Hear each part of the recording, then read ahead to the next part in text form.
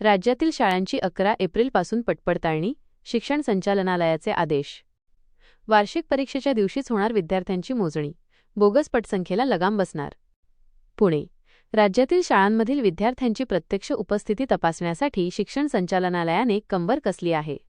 शैक्षणिक सत्र 2025 ते 26 मधील विद्यार्थ्यांची पटपडताळणी येत्या 11, 15 आणि 22 एप्रिल 2026 या 3 दिवशी आयोजित करण्यात आली आहे.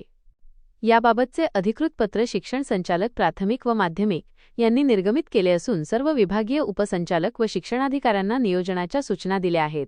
परीक्षेच्या वेळापत्रकात बदल. पटपडताळणी अचूक व्हावी यासाठी इयत्ता 9वी आणि 11वीच्या वार्षिक परीक्षेच्या वेळापत्रकात बदल सुचवण्यात आला आहे.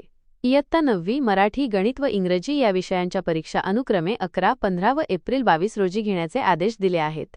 इयत्ता 11वी मराठी, भौतिकशास्त्र, फिजिक्स आणि इंग्रजी या विषयांच्या परीक्षा याच दिवशी घेतल्या जातील, जेणेकरून विद्यार्थ्यांची जास्तीत जास्त उपस्थिती सुनिश्चित होईल. इयत्ता 2री ते 8वी या वर्गांची पडताळणी नियतकालिक मूल्यांकन चाचणी पॅटच्या दिवशीच केली जाईल. 10वी 12वीला सवलत. इयत्ता 10वी आणि 12वीच्या विद्यार्थ्यांची स्वतंत्र पटपडताळणी करण्याची आवश्यकता नाही. बोर्डाच्या परीक्षेतील त्यांची उपस्थितीच या कामी ग्राह्य धरली जाणार आहे. ॲपद्वारे होणार ऑनलाईन नोंदणी.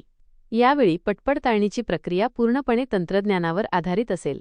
शाळांना भेटी देणारी पथके स्टुडंट पोर्टलवरील HM लॉगिन, केंद्रप्रमुख BEO किंवा EO लॉगिनचा वापर करून हजर व गैरहजर विद्यार्थ्यांची रिअल टाईम नोंद करतील.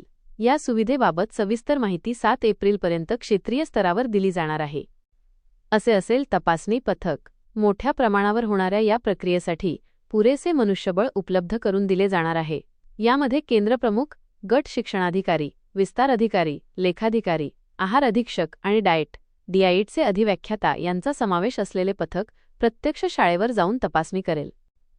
या मोहिमेमुळे राज्यातील शाळांमधील संचमान्यता आणि विद्यार्थ्यांच्या मूळ संख्येबाबत पारदर्शकता येण्यास मदत होणार आहे.